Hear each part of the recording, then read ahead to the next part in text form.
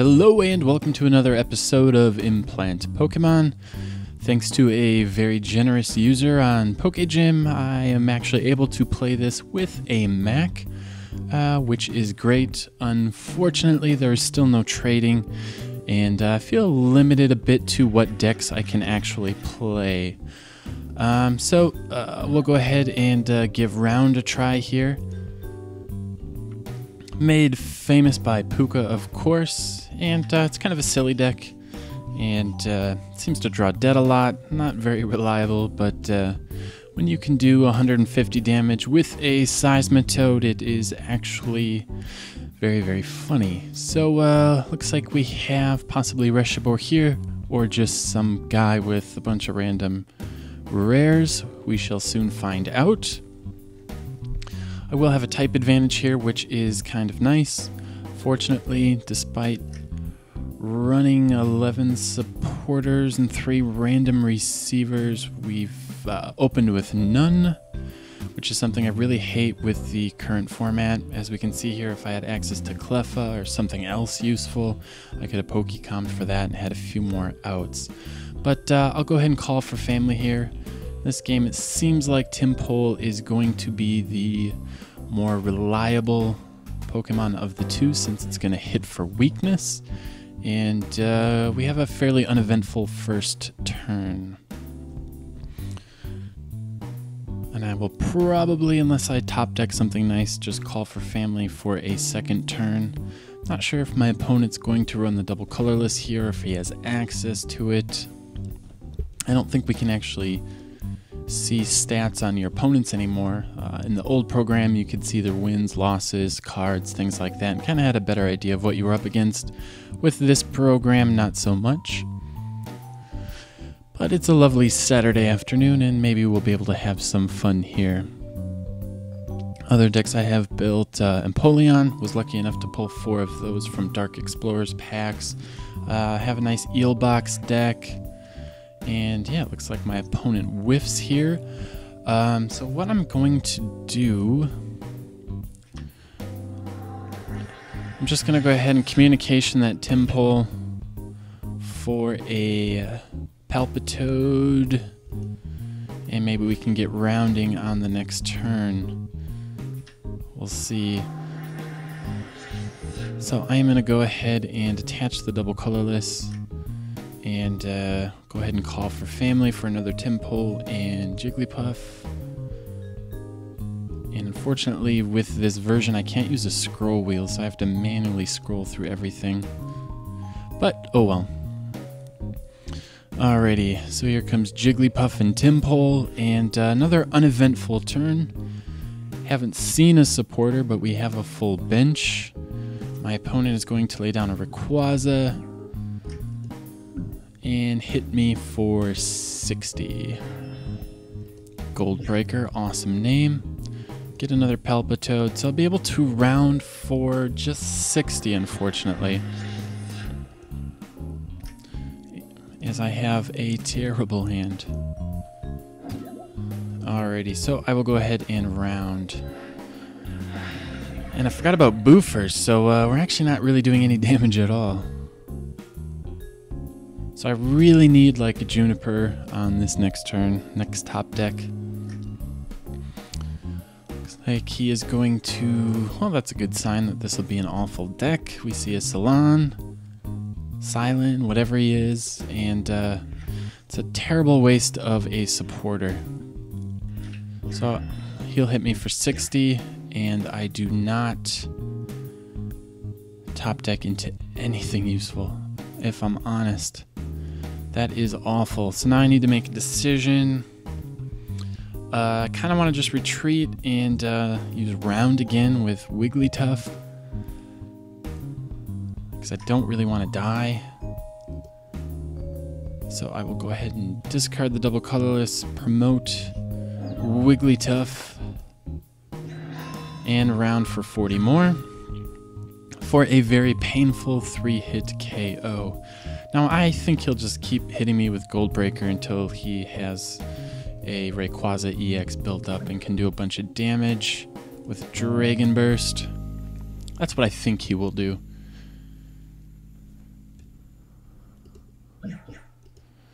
So I will get a knockout on this next turn. Yeah, and that's exactly what he's going to do. I doubt he could retreat in Celestial Roar. Nope. Does what I thought he would do. Man, this game hates me. Alrighty, so Wigglytuff is going down the next... I have to make sure I'm pronouncing these correctly.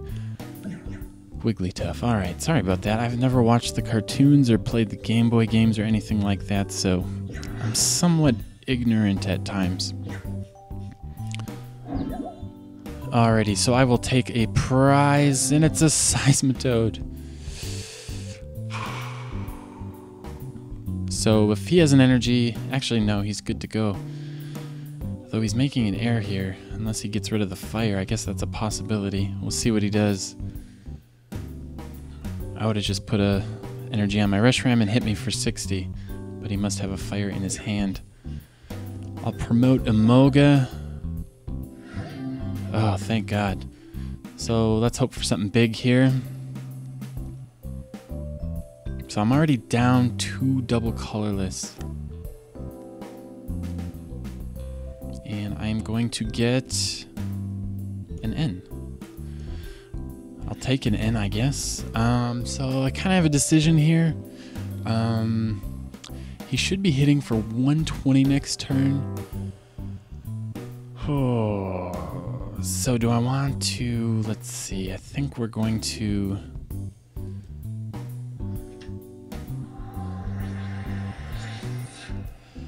So, and I have no energy in the discard. I think we will Super Rod. I have another one in here. And N for a fresh 5. We hit another Seismitoad, but no energy. Could stall behind a Reshiram. Doesn't seem like the worst idea here. I could round, but it would only be for 60. I think what I will do, put a water on the Seismitoad, and I will try and stall for a turn. And I will go ahead and call for family and take a look at what is left in my deck. So 2 Wigglytuffs, a Palpitoad, a Seismitoad, and a Palpitoad. So I think we have a Seismitoad prized, but I like the beefier frame here. And we'll end our turn with the call for family, and we'll see what this guy's got. Worst case scenario, I make him... Well, that sucks. Waste a double colorless. Ah, he outrages for knockout. Not what I was expecting. Does give him a chance to power up the Rayquaza. No, he still won't be able to do that. So I need another rounder in play to one-hit KO this Reshiram.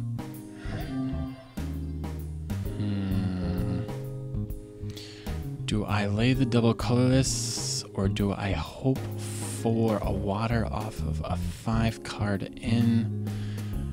I'm going to go for the sure thing here. I don't feel like I have a choice. So it looks like I made the right decision, and I can level ball for another rounder. And I think I will go for a Palpitoad. The final Palpitoad. Alright, so I've got 3 rounders, and I will go ahead and one-hit KO this Reshiram. So a massive 180, and should be able to 2-hit KO this Rayquaza. He's only... The maximum amount he's going to be able to hit me for is 120, which won't be enough. Giant Cape kind of changes the math. He goes ahead and Celestial Roars. I will...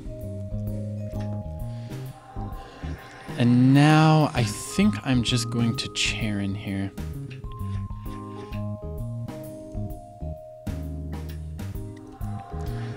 Still whiffing on another energy, so I'm just going to have to accept the fact that this guy is going down, but I will be swinging for 1, 2, 3, 4, 120, which is nothing to sneeze at, with a potential maximum of 180, which would have been pretty epic, but just wasn't meant to be.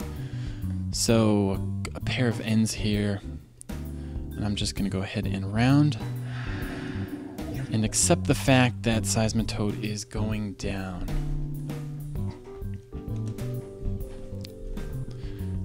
And my fat cat just jumped on my lap. Alrighty, Rayquaza, what do you got? Possible, very possible, sort of possible he whiffed on an energy.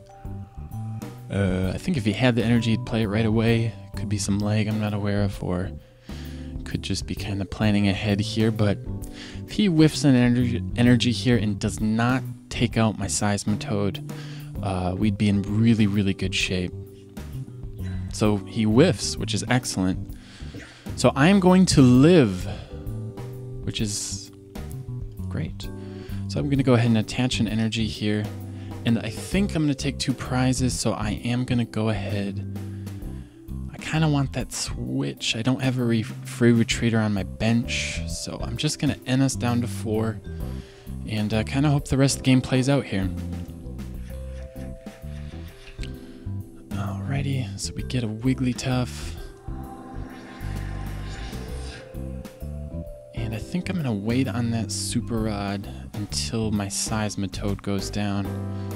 But now we are hitting for 1, 2, 3, 4, 5. A massive 150 damage. Sayonara Rayquaza.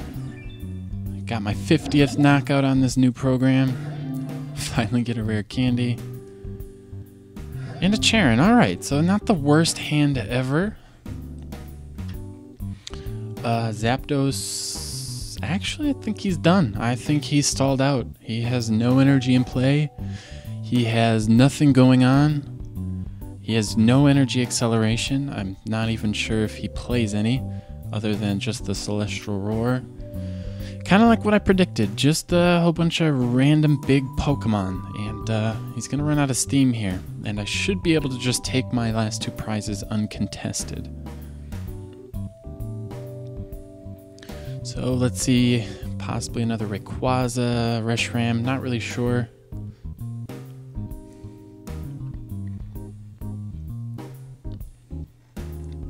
Looks like a Zekrom. Yep, just a bunch of lightning. Man, have I even used a catcher? Let's take a look. 1. Just 1. I actually just run 2 in this deck just to try and make it more consistent. So if we can Charon...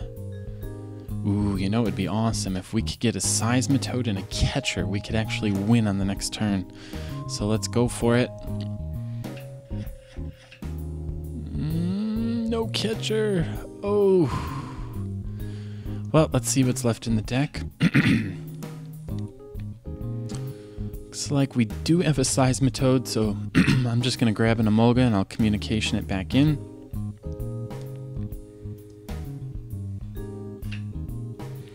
And grab a Seismitoad. And, oh. Let's see here. What do we want to do? Kind of, gonna lose a Seismitoad here. There's nothing I can do about it. So we'll just rare candy.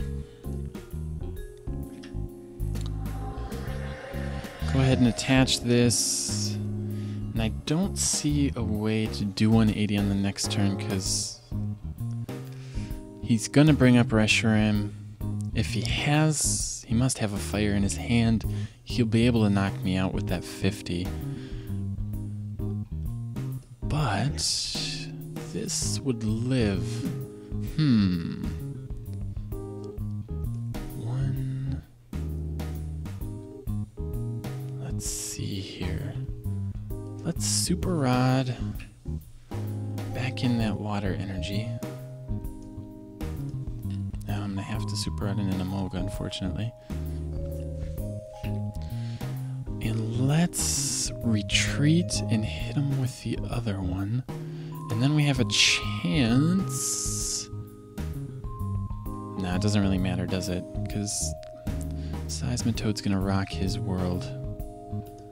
So I'll go ahead and round for 180. We did it. We made it to the promised land. And that's it, folks. I do not see a way we lose unless he catchers and ends me. So if I retreated there, I would have actually survived. So we'll promote Seismitoad, and we will just go ahead and win with a massive 300 damage attack. So that is round, or at least my version of round. It's a fairly straightforward deck, doesn't have any Poke abilities, doesn't really do anything fancy, but when it sets up, it's kind of a lot of fun. And I think the best part about the deck is it's just good against random nonsense. There's nothing that really no random decks that will accidentally win. I mean, a quad tracking isn't going to do much. So there you go, first match of the new program on the Mac, and I hope you enjoyed.